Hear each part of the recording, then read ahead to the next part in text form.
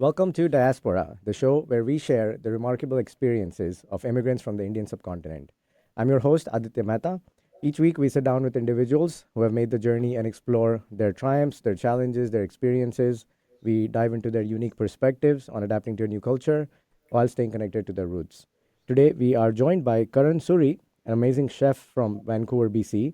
He has experience all over the world in India and Canada and Singapore and Dubai and Kenya with leading hotel chains like the Oberoi and the Fairmont. For the past few years, he's been director of menu development at A&W restaurants. You may have heard of the Masala Veggie burger that he led the development of, and we'll go into that later. I know Karan pretty much from my first week in Vancouver. So since 2018, we got introduced to him and his group of friends through the one person we knew in Canada when we landed. And there's an interesting story about how he got introduced to that group, and we'll go into that later. So now let's dive into this week's conversation. Karan, welcome to the show. Thank you. Thank you for having me. So you're originally from Delhi in India. I usually give context to my listeners as to what city that would be the equivalent of in the US. So, how Bangalore would be Silicon Valley. I already covered Delhi, so I want to share an interesting other anecdote that the US is it's one of the few places where the capital is not usually the largest city of the country, which whereas rest of the world that's usually the case. So think of Tallahassee, Florida, think of Sacramento, California, but Delhi is this mega city, probably now the biggest in the country. So that's where Karan comes from. So first off, let's go into your time in Delhi, growing up there, and how you ended up in the current profession that you are in. Yeah, thanks. Yeah, Delhi is a crazy city. And I mean, when I was born, it wasn't as big, but what's happened is just other smaller cities have just become part of the NCR. Yeah, I was born in Delhi, but my father was in the Air Force, so he would get posted to a different city. So I didn't actually, my childhood was not in Delhi. I grew up in Bangalore, in Dehradun, which is another smaller city in northern India, yeah, also in Assam, which is the northeast part of India, in yeah. Jorhat. Wow. And then eventually our family decided to move back to Delhi.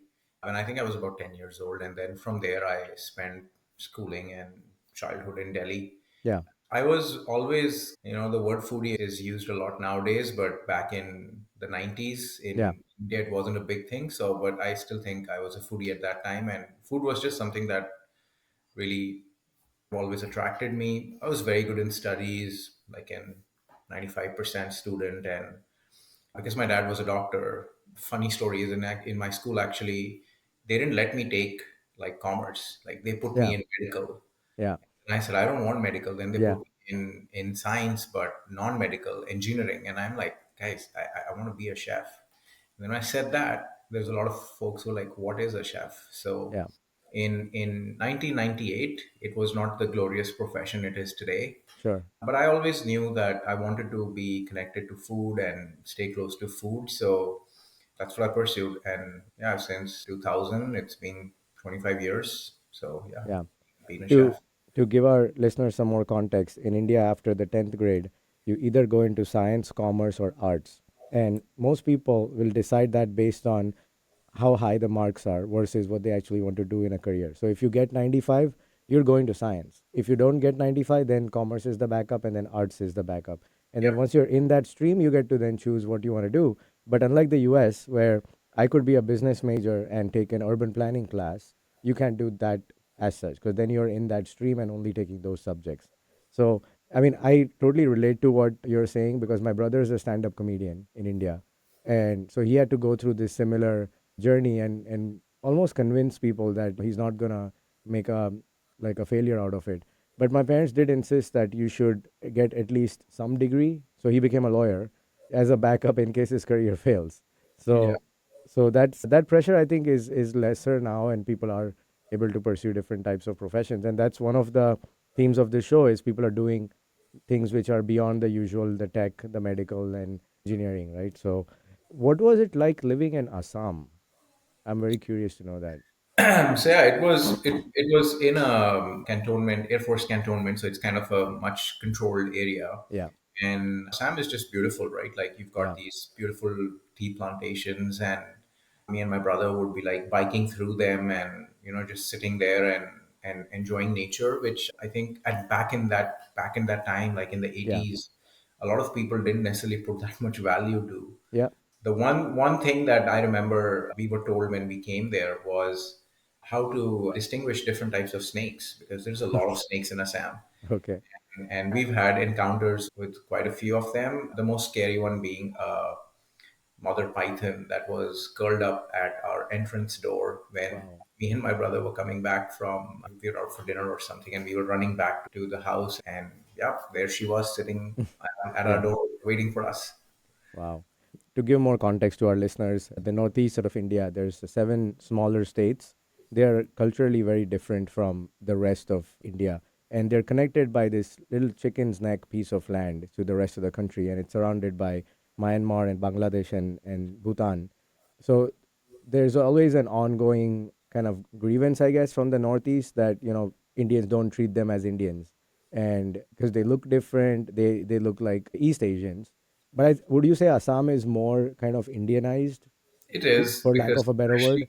especially because of the tea business, the tea Yeah, plantation, because most of the tea, a lot of tea in the world, great tea in the world comes from Assam. So Assam tea, Ceylon tea, yeah, and like the different types of tea. But Assam tea is considered to be quite yeah, really, really good. And yeah, the tea plantations, definitely a lot of companies have their offices based in Assam, and they have folks that travel over there. And so yeah, yeah, I would say definitely more like not some of the other remote yeah, northeastern cities and states, right? So yeah, yeah, we never felt that, like being from North India, being from Punjab, we never yeah, felt that we were not in India, right? Like we always yeah, felt that yeah, it's just yeah. a beautiful part of India. I I really, maybe regret is a strong word, but I wish I had gone to the Northeast and to Kashmir before I moved to this part of the world, because now it's so much harder squeezing that into the short India trips that we do. Hopefully, one day I'll make it there. Okay, so where did you study to become a chef? Like, what kind of schooling did you Yeah. have to do? So back in, as I said, from the time that I was looking at being a chef, there was very few hotel management. They weren't any specialized culinary schools at that time. There's Yeah. just a few of them, and none of them were like doing undergraduate. They were all like postgraduate degrees and diplomas. So when I did the research, I found out that Institute of Hotel Management, and they had branches all over India. I was lucky enough to get selected in the Delhi branch, which was close to home. So I did 3 years of diploma in hotel management and a bachelor's degree in hotel business administration. We had a wide variety of subjects, including, the basic, because it was more geared towards hotel management. You would have to Hmm. do housekeeping, food and beverage, front office, and then Right. of course kitchen and culinary. I would just be in the kitchen. Like I would skip my classes and just spend time in the kitchen cooking. Yeah. So I did that for 3 years, got my degrees and diplomas, and then got selected at the Oberoi Center for Learning and Development in a 2 year postgraduate culinary program.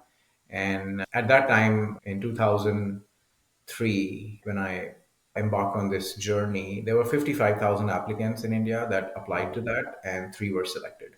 All right. Okay. So, no, five were selected. Sorry, three were That's in. so much better, right? Yeah. But yeah, it was a great experience. I actually received a scholarship from them in my first year of college. Yeah. So I always knew that I wanted to study at the Oberoi Center. Right. The Oberoi does, I know a lot of people in North America have not heard of the Oberoi, Yeah. because when I came here with Fairmont and I used to talk about Oberoi, people would be like, what is Oberoi? And I would say, just Google it. It's the best hotel chain in the world. Yep. They are known for their luxurious properties, super high brand standards, Yeah. and the remarkable story of Mr. Oberoi, right? So, if any of your listeners are interested, just Google the word Oberoi Hotels and Yeah. Rai Bahadur and PRS Oberoi, and you'll probably get some amazing results. Yeah. But yeah, that's where I studied for 2 years, extensive culinary. I worked all over because Oberoi has a lot of hotels in India. I worked Yeah. in Bombay, Bangalore, Agra, or Delhi, and it was a 2 year, quite intense. Calcutta. I was actually in the Oberoi Grand in Calcutta, which is I've one of I've the, stayed at that property. So yeah. amazing. So it's a great experience, but it's really hard, for anyone thinking about being a chef or getting into the culinary. It's long hours and you're really learning the trade, right? And unlike other places where you can read a book and give an exam, Right. over there is no book. You have to show it with your skills and Yeah. and the exam is when the person eats it. So Yeah. either it's cooked or it's not cooked, either it's well seasoned or it's not seasoned. There, Okay. there is no in between, and there is no good try, right? So Yeah. definitely learned all the skills and worked with a bunch of people who had years and years of experience. Some amazing stories to share. I think if I started on some of my stories of Oberoi, we probably would need another hour added to this show. But yeah, I did that, and then got the way the management training works with Oberoi is you do 2 years and then you get placed at an Oberoi property. Right. Again, I was one of the gold medal students, so I got selected in kind of the premium property. So I got to work at the Oberoi Delhi, Okay. which was again, you know, being a Delhi boy, Yeah. doing my undergrad in Delhi, doing my postgrad in Delhi, and then doing my diploma in Delhi and working in Delhi was Yeah. always to kind of stay close to home. Do you have a favorite property in the Oberoi chain? I think all the properties are unique because they're not like, let's just build the same type of property. I think all of them are unique. But if I had to pick one, it would have to be the Oberoi Delhi because that was my first job, Right. the first place where I actually got to practice everything that I had learned in the last 4 or 5 years and work with a place where there was a mix of people who had been doing their jobs for 30, 40 years and people like me who were just starting fresh, and Yeah. how to manage that together and learn from them being their boss. I Mm. think was always going to be a challenge, but I actually enjoyed it so much. And yeah, so Yeah. the first property, first job is always special. Yeah. Like I have a aspiration to go to Kashmir one day. I also want to stay at the Oberoi Uday Vilas one day, uh, Yeah, which beautiful is property. yeah consistently one of the top five hotels of the world. I Yeah. think here in this part of the world, I don't think there's a concept of hospitality as it is in our part of the world. There's a saying "Atithi Devo Bhava," so the guest is God, and I think from this general swath of from the Middle East to India to Southeast Asia, the service you receive is just exceptional for everything. And again, like I had a lot of stories about that this kind of service we received in places. But now when I go back, I'm not used to it anymore. So you almost feel embarrassed when you have so many people waiting on you, and but yeah, I think I could get used to it again for sure. Yeah, absolutely. So, did you leave India with Oberoi, or did you move out No, to I, work for? I I did not. So after Yeah, working for 3 years, and I did a short training stint in Singapore, and I worked at the Ritz Carlton, the Raffles, and a bunch of standalone restaurants. And really, what that stint made me see is how big the world is outside India. And up till now, I had done most of my training, most of my learning, most of my cooking in India. And yeah, I really wanted to learn more. And in culinary, you never stop learning, even if you've been doing it for 20 plus years. yeah, And that really spurred this thing of let's explore the world. So I left Oberoi and I went to Dubai. And Dubai, with its kind of unlimited resources and a city that literally never sleeps, was a great kind of stepping stone. I worked at the Raffles, which is again a premium luxury property in Dubai. The timing was just a year or 8 months before the grand recession of 2008. So, again, I did not lose my job, but I actually worked in a very challenging environment where a lot of people had lost their jobs and yeah, business started booming and we didn't have enough people.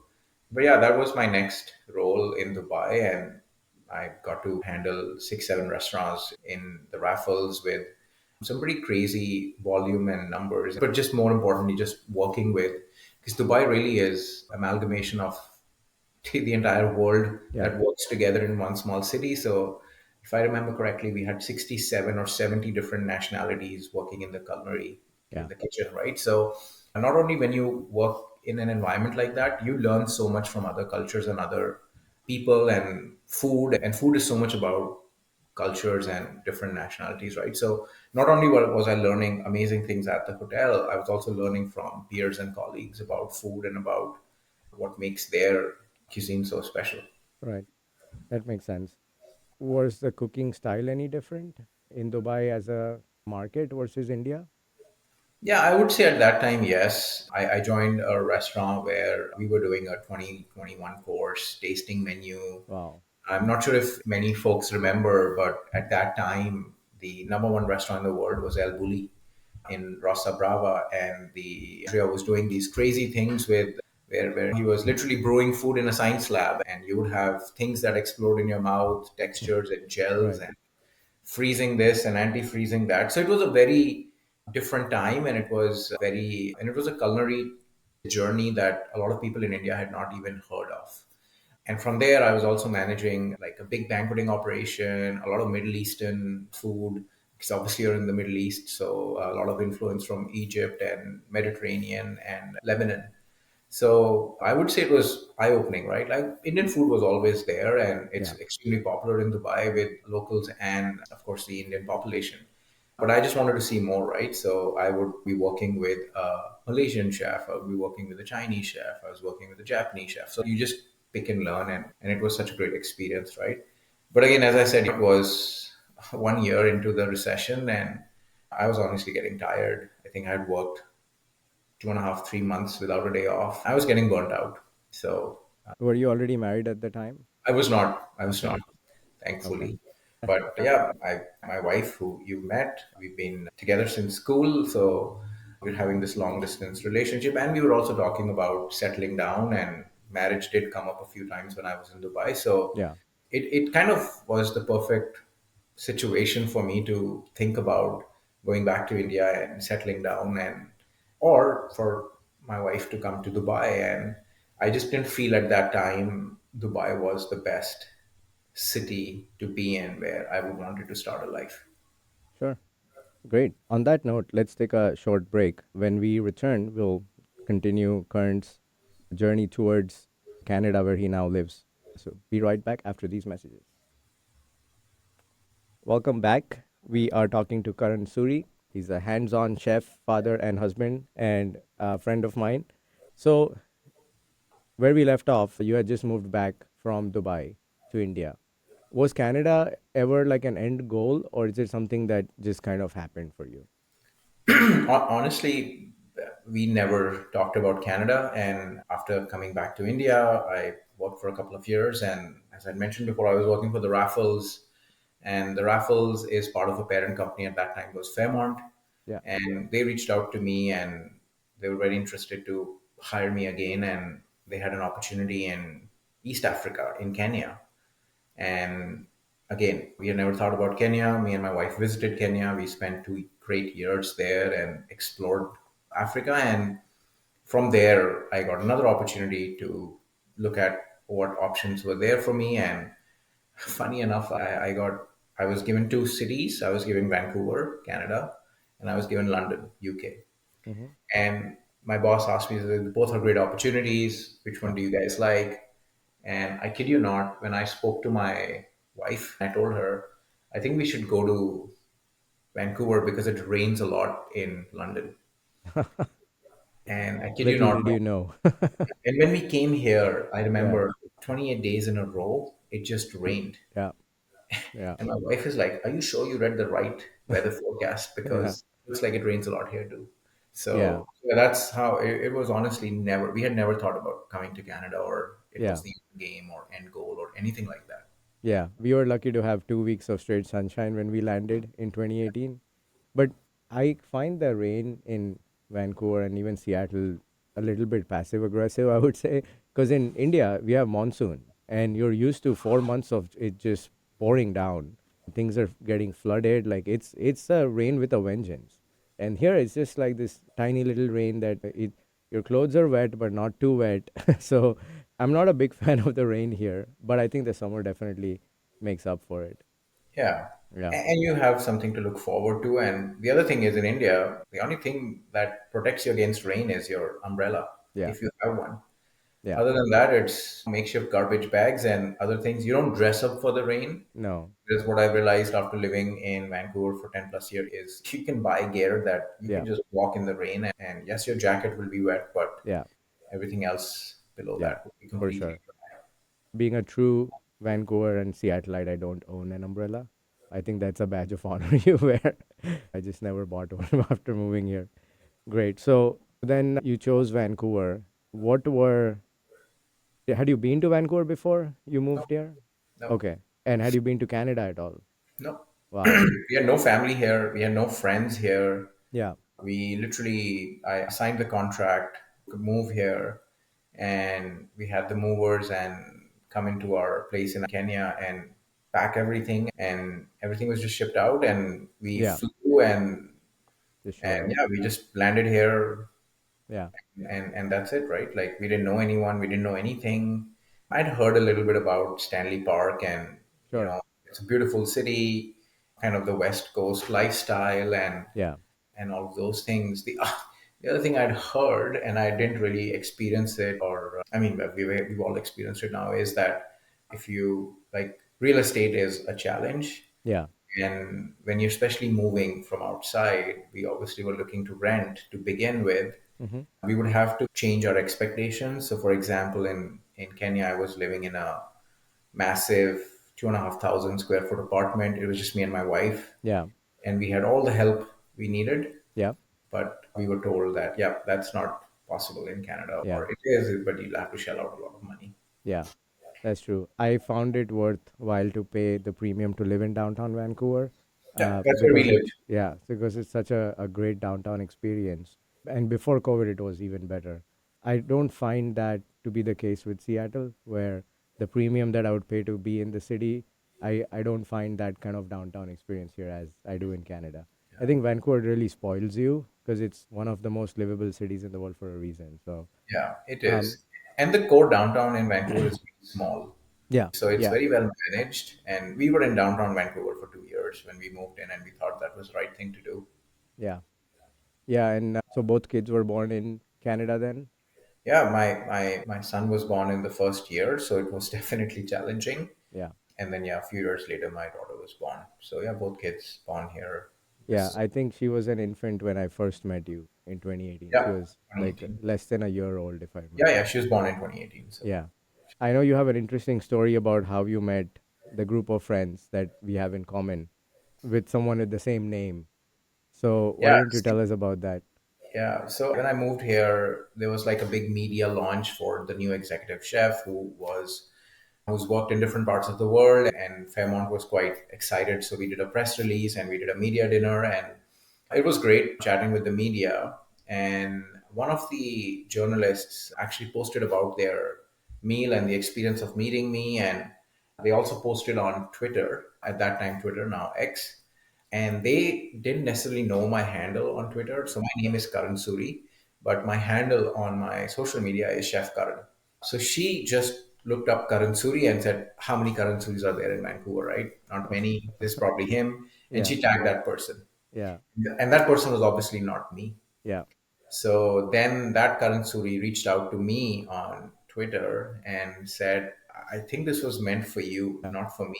yeah, And then we started chatting because, oh, what a small world. We're in Vancouver. And we had just come, right? We're just a few months old. yeah, So that's how it started, right? Like it was two Karan Suris who had like the same first and last name, but nothing else common. And he'd been living here for quite some time. yeah, But yeah, it was social media, Twitter accident. yeah. And I guess those are some of your closer friends in Yes. Vancouver Yeah, even to yeah. this We've date. known So them for 10 years. So yeah, yeah, absolutely. yeah, yeah. I haven't seen him and his wife Meghna, I think, in a long time because every time we came to Vancouver, they were busy last few times. Yeah. So hopefully soon we get to see you because you come to Seattle often. But it's becoming harder and harder to make regular trips to Vancouver as life gets more settled here. We're coming up on 3 years in Seattle already, so time really flies. So your first impressions, it rained a lot. The real estate was expensive. Was there anything that flabbergasted you? Yeah, I would say because we wanted to stay in downtown, so we were looking at rentals in downtown, and we've always had a thing for living in brand new places. Yeah, So the apartment we had in Africa was brand new, and we were looking for a newer, brand new condo downtown, and it was really hard. The availability was not the issue. The issue was that I had no credit score. yeah, So and I think that's a big change for a lot of people who come yeah, from other parts of the world where yeah, they either have a different system or they don't have a system of credit scores, right? yeah, So even though I had a high net worth and really good salary, yeah, a lot of landlords were very hesitant to rent to me, and I would apply and I would not hear back, or I would yeah, get a rejection. So I remember looking at this one place and we both really liked it. And we had seen like a couple of apartments in that same building because it was a brand new building. So there were obviously lots of apartments for rent. And I spoke to my, because through Fairmont, I would get placed through a agent. Yeah. And I told the agent, I said, offer them more money because, and Mm. then I had to go to Fairmont and ask for a letter that said I'm a permanent employee, I have Yeah. no probation, I have this much income, and I'm in Yeah. really good stand. Like, it was really weird to do that Yeah. and then offer additional money than what they were actually looking for to secure the rent. Yeah. And at one point, I remember the property manager from the other side, from the landlord, asked me, "Can you pay upfront 1 year rent?" Wow. And I said, "I can pay, but I think that's illegal." Yeah. So, Right. but yeah, that was a bit of a shock for me. And I was told that work on building your credit right away. And I find that, I don't know, I understand why you need to build a good credit, Yeah. but for new immigrants that are moving into the country, Yep. that's not a very welcome. That's Yeah. not a great way of saying you're welcome here. That's actually a way of saying you're actually not welcome here. Right. I had to do the same thing that you did, but we didn't have jobs. I was running my Indian company. My wife was working for her Indian company. And then by the time we got a good credit score, we moved to the US. So then we had to do it all over again. But Yeah. at least because I moved with Amazon, a lot of things got taken care of that way.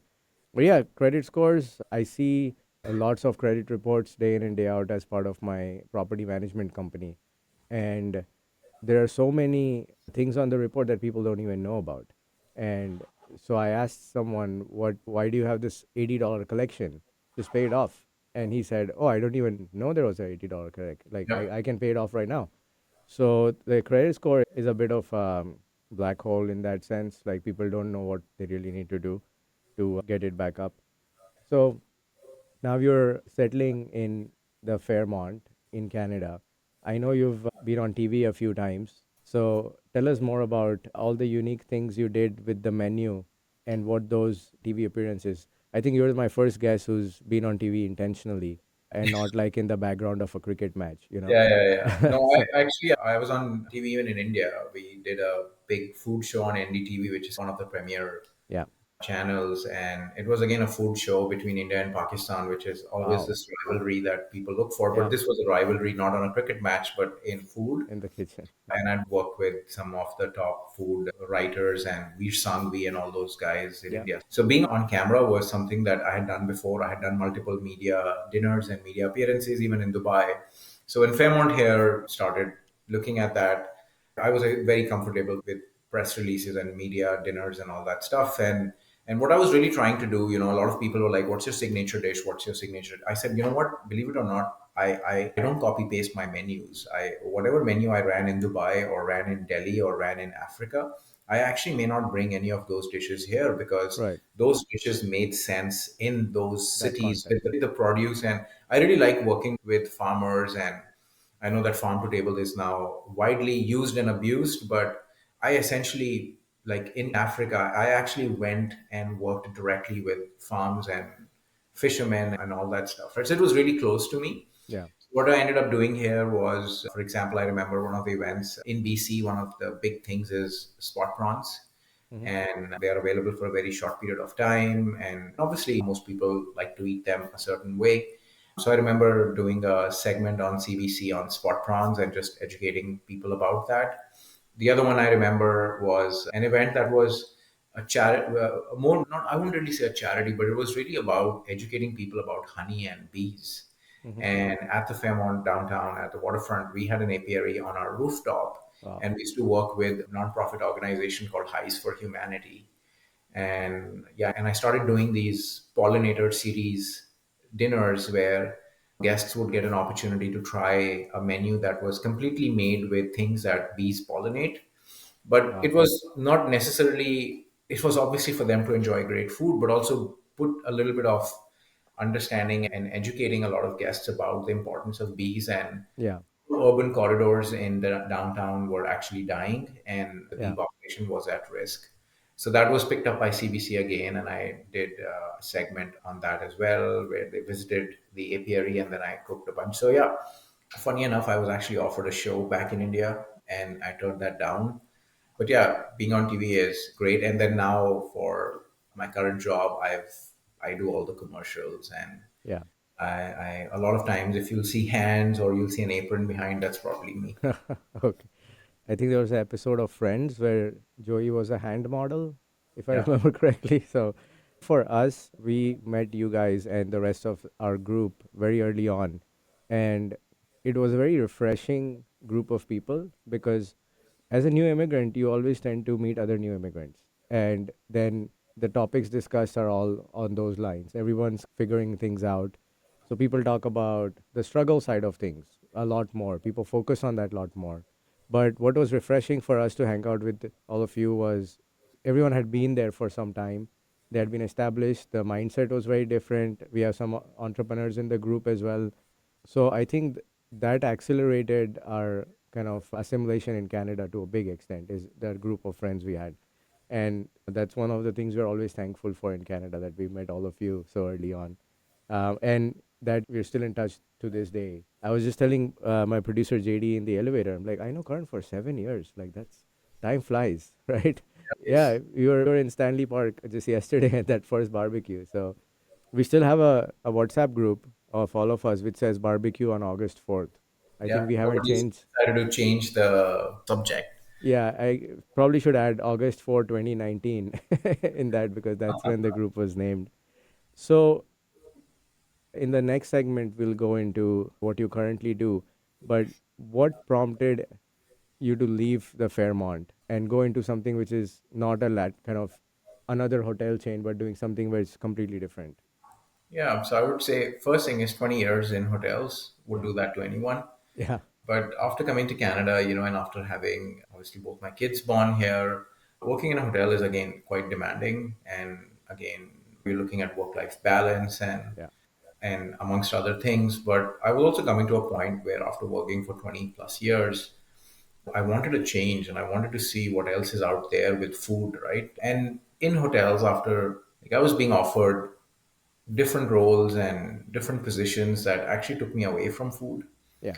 and I just wouldn't see myself put on a suit and look at numbers the entire day or do something else Right. that I'm not necessarily touching food in any way. Yeah. So I wanted to try something different, and I always thought that let's give it a shot. The risk is there, but the reward can also be there. And worst comes to worst, I had made like I left on really good terms with Fairmont, so Yeah. I was like, well, if it doesn't work out, then I can always come back. But yeah, no, I'm really happy I did that, because when you work in a hotel, you probably have about, in a big busy hotel in a city, you probably have about 1.5 million guests a year. Wow. What I do today, we have 1,100 restaurants in Canada at A&W. Yeah. We go through anywhere around 200 million guests a year. So, Wow. so the impact that you could have on so many people, it was just the driving force to try it and do something different. Yeah, I never looked at it that way, as the number of guests you serve.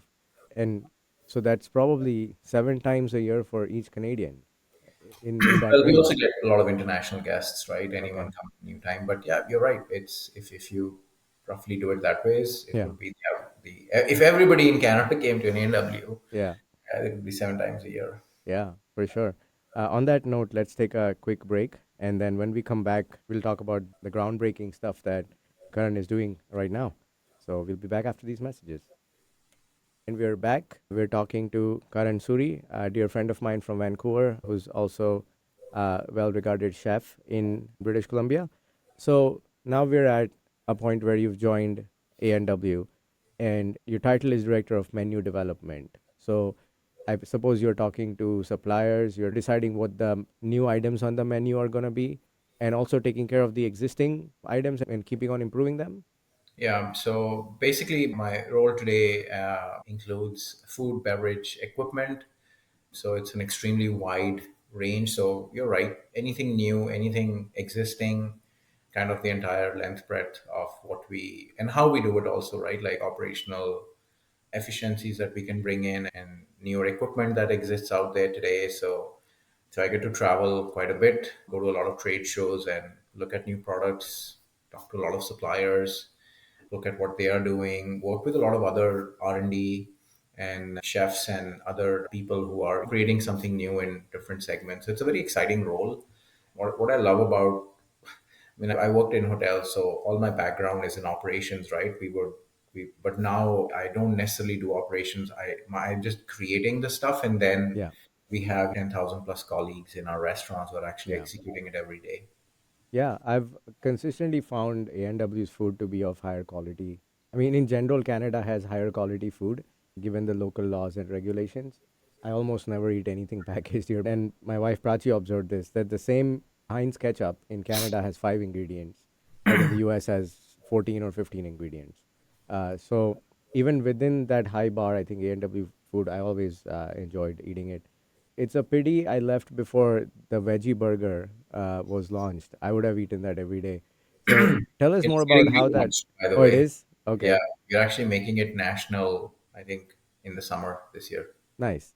So tell us more about how that idea came about and how such a thing gets executed because it's not a mainstream food, a veggie patty, because all the veggie patties here try to impersonate meat, like Beyond Meat.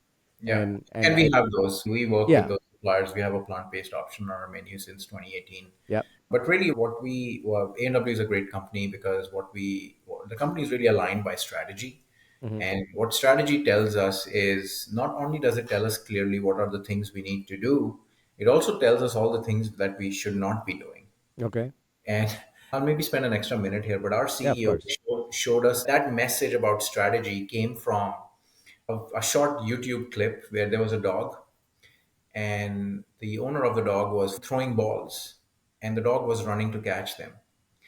And in the first part of the video, I think the owner threw 20 balls together, and the dog went crazy, didn't know which side to run, yeah, and ended up coming after a long time with just one ball.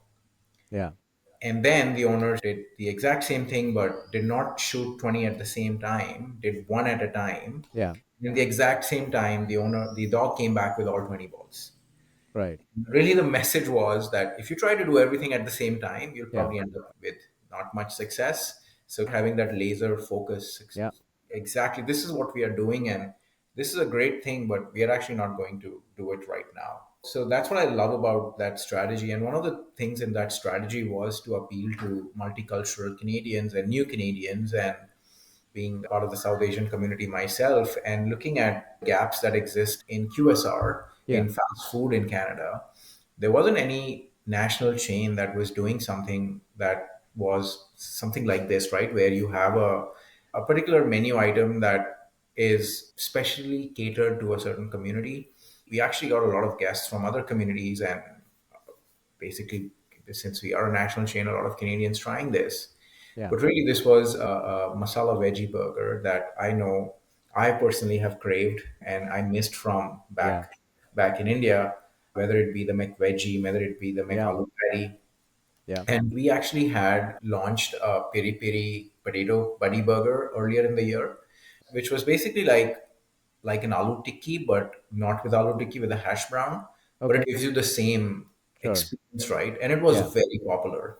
mm, So it almost led us to, and I was working in parallel on multiple different projects, but we were like, well, if the piri piri potato did so well, it would make sense for us to test the masala veggie. So we never launched anything nationally just like that. We tested in smaller markets, and the biggest market for multiculturals in Canada is Ontario. yeah, So we decided to test this burger for a few weeks in Ontario, right? hmm, So we have 300 plus stores there, and they were excited. They said, yeah, sure. The piri piri did well for us. But it was such a big problem for me when we tested it, yeah, and a good problem to have, but a problem nonetheless. We were supposed to test this product for 5 weeks, and the amount of product that we had made with foods, which is again a big South Asian paneer and yeah, dairy and appetizer company based out of here, Surrey, BC. We had earmarked a certain amount of product that we would use up in 5 weeks. We finished that in 9 days, wow, and the guests were so there was such huge like word of mouth, yeah, yeah, just of this, course, like people were just talking about it all the time, and we actually didn't do any advertising, but I remember getting a call from a franchisee here in Surrey saying, Karan, I need this burger. I know you're testing it in Ontario. Yeah. I'm getting 50 calls a day. Yeah. Do you have the masala veggie? Do you have the masala veggie? And I told him, I remember I said, you know what, like, I'm sorry, I don't have, and then the next day I got a call from Halifax. And Mm-hmm. then I got a call from Winnipeg. Then I got a call from Atlantic Canada, believe it or not. Yeah. All the markets that I wouldn't necessarily say that, Yeah. Have a and lot then of South Asians there. exactly. And then we decided that we are going to end this test very quickly because in Ontario, it felt like a never ending, like you're trying to fill up this giant void and you're not really getting anywhere because the Yeah. more you fill it in, the bigger it gets. Right. So we decided to re strategize and launch it nationally as a limited time offer last year in October. And that's the fastest we've done any innovation. But really, at the heart of it was a burger that I really wanted people to take a bite of and go, yeah, that reminds me of something. It Yeah. reminds me of home. It reminds me of nostalgia. It reminds me of flavors. Yeah. But at the same time, a lot of families do struggle with finding options that are completely vegetarian. Yeah. And the concept of vegetarian is different in North America than it is in Yeah. India. In Canada, for example, eggs are considered vegetarian, but Right. back home, eggs are not. Yeah. So this burger was created where even the sauce didn't have any egg. So a lot of guests actually told us that this is the first time their parents or grandparents have visited fast food in Canada. Yeah. And having just knowing that you could do that, that's just so rewarding. As get you we would get these amazing messages from our guests that were like, thank you so much, never take it away. And Yeah. we're like, you're sorry, in 5 weeks this will go away, right? Yeah. So, but really, yeah, that was the idea behind it, to create something that reminded people Yeah. of home and of nostalgia, but also get a lot of other Canadians to try a new unique flavor profile that they Mm-hmm. may not have tried, right? Yeah. So yeah, an extremely successful launch for us. We're actually bringing it back nationally permanently on our menus later in this year because the Yeah. demand has been so good. Well, you heard this first on Diaspora. Just take note. Now, on that, I'm going to talk about vegetarianism in India in a bit, but why hasn't any other chain tried to do this? Because McDonald's has excellent veggie burgers in India, which are very popular. KFC also has a veggie burger.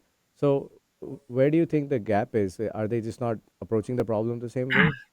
Again, you're right. I mean, McDonald's is the kind of the beacon of vegetarian burgers in India. Yeah. And on my recent trips to India, now because I work for a burger chain, I'm always looking at what's happening in India on burgers, and there has been an explosion of different types of burgers and smaller chains coming in.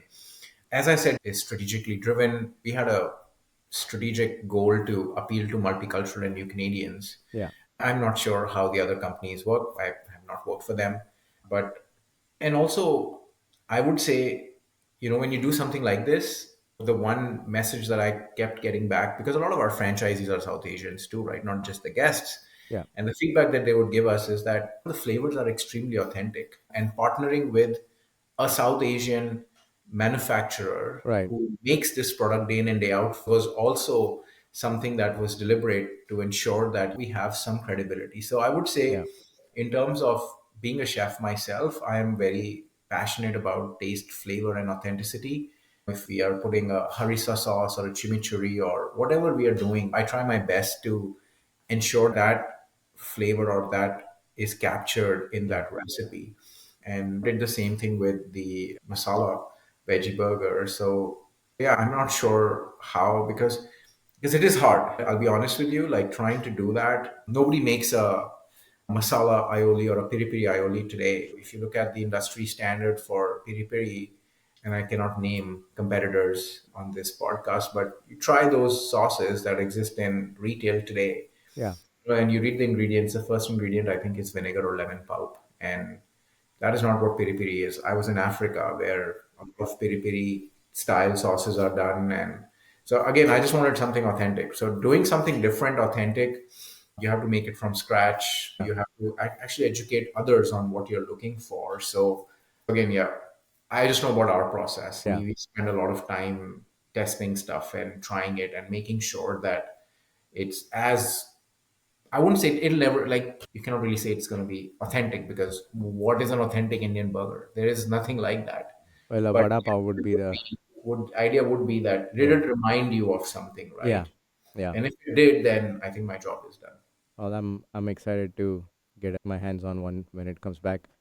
Talking about vegetarianism, for our listeners, some more context. India is a very well developed vegetarian cuisine. Depending on the state you're in, anywhere from 3 to 75% of the people will be vegetarian. And especially my part of the country, like Gujarat, Rajasthan, very vegetarian heavy cuisines. If you want to explore, I'll share a couple of links to some restaurants here in Seattle that do food beyond, because the default is North Indian food. And then you have dosas, but not many restaurants are going further out from there for like Bombay street food or Kerala food, Bengali food, right? So, do you see the restaurant scene in Vancouver, especially, having more types of Indian food available than it used to be, and also more vegetarian choices? I would say if I compare it to when I came here, the food scene has definitely improved a lot. And my background or from India, and for the first few years of my culinary career, I did a lot of Indian food and I did a lot of regional Indian food. And when I came here, every restaurant I would go to would be like, we have the following sauces: butter, tikka Yeah, masala, vindaloo, and we can do chicken, prawn, or fish or mutton in that. And then you tell yeah, us your spice level. And yeah, I would just get up and walk away. Because I would be like, this is not Indian food. You know, make food like that in India. And it's a very, I'm not sure. I have my own theories behind it, which might offend people. So I try to limit it to my observations and my theories, but honestly, that's not Indian food. You know, Indian food is, yeah, as you said, is so much about regionality, so much about traveling from one state to another and not just experiencing a few different dishes. You're yeah, experiencing a brand new cuisine. yeah, So what we have definitely seen, I've seen in the last few years, last 3 to 4 years, is with the, I think a lot of it also is spurred by demand, where mhm, more and more people are asking for. We don't want that, tell us your spice level, just make one authentic, right? Make it the way it's supposed to be done. yeah, So we're definitely seeing that a lot of people are with traveling or immigrating are also coming here with newer ideas. I think a lot of restaurants are there today, and especially in Surrey, BC, which is one of the big hubs yeah, for the South Asian population in Western Canada. There are lots of restaurants, and there are a lot of restaurants that do amazing vegetarian food. I think South Indian food is easy to yeah, do that ways, but even on existing menus, they've changed things around and made sure that they have a good representation of vegetarian food, because not just for Indians, but even for anyone who's looking to try something different, the yeah, vegetarian food is a very easy transition than it might be to some of the yeah. other proteins and the other I things. read this funny meme and it talked about how there were seven types of vegetarians in India. Yeah, yeah, One is the pure vegetarian, one is the eggetarian, one is the people who eat hidden eggs like in a cake but don't eat yep. omelets. There's people who eat outside of the home but not in the home. And there was People people don't who eat eat on on Tuesdays. Tuesdays and Yeah. festivals. There are people who eat for the first 15 days and then they don't have money left. Yeah. And there are people who will eat the rice of the biryani but Yeah. not touch the meat. Yeah, the curry, the gravy but not the piece of The chicken. gravy but not the piece. Yeah. Yeah. There's a whole Yeah. bunch of vegetarians that ways. Yeah. That's funny. So, what's next for you from here on? Just continue with A&W and innovate new menu items, or do you have plans at some point to open your own restaurant or Yeah. go the entrepreneur route? I would say right now I'm just having too much fun. And the best thing about my current job is that I have a free reign to create stuff and see if it works or not. Having that. And for me, really, it's about introducing new flavors, unique tastes, and to so many different people, right? So we did a Nashville chicken that was extremely popular. We've Yeah. done a few amazing beef LTOs. So just the range of things that you're able to do is great. But also, I'm as I have two young kids and having some time to spend with them. And I know that everyone asks me the question, when are you opening a restaurant? And I'm like, yeah, when my family says we don't need you. And I'm not sure that ever happens again, but deep down inside, absolutely, I want to open a restaurant. And I don't even know what that restaurant will be, but it'll definitely be something that not just gives great food, but also gives an experience that people can relate to, or Yeah. whether it is a new experience for people who've never tried it, or nostalgic experience for people who miss Sure. that, right? But for now, I think I'm happy where I am, and I continue to drive more innovation and see what other amazing things are there for NW Canada. Yeah, that's amazing. This brings us to our weekly segment. And usually we spin a wheel and we choose from one of the weekly segments. But given that you're a chef, I'm just going to pick for you. And that segment is called Ma Ka Khana, which is mother's food. So for you, who has such a wide range of skills and ability to make so many different things, like the gulab jamun brownies, for example, what is your go-to comfort food and what reminds you of home? Yeah, I would say and I say that to a lot of my friends too, right? Because they're always like, we cannot invite you home and we can't cook for you. And I'm like, Yeah. can you make dal chawal? Yeah. You know how to make, and I'm not saying dal makhni or any of those Yeah, rich, just plain simple dal chawal. simple yellow dal. And I love bharta because my mom makes it. I love rajma. I just like really simple home cooked food, and Yeah, I'm not fussy about what exactly went into it and how complex. I go like, don't complicate it. Actually, yeah, make it as simple as you can, because when you've worked for this long in food and you've tried so many things, you come back to things that you sure. grew up with and things that you missed, right? So obviously, I think anyone living away from home misses ghar ka khana, maa ka khana, and anything that brings back that nostalgia for them is Yeah. definitely their favorite meals to have. I'm gonna include some links to recipes.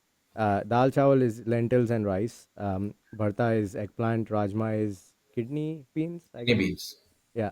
So Yeah. I'm gonna add some recipes in the show notes if someone wants to try them. Well, that brings us to the end of the show.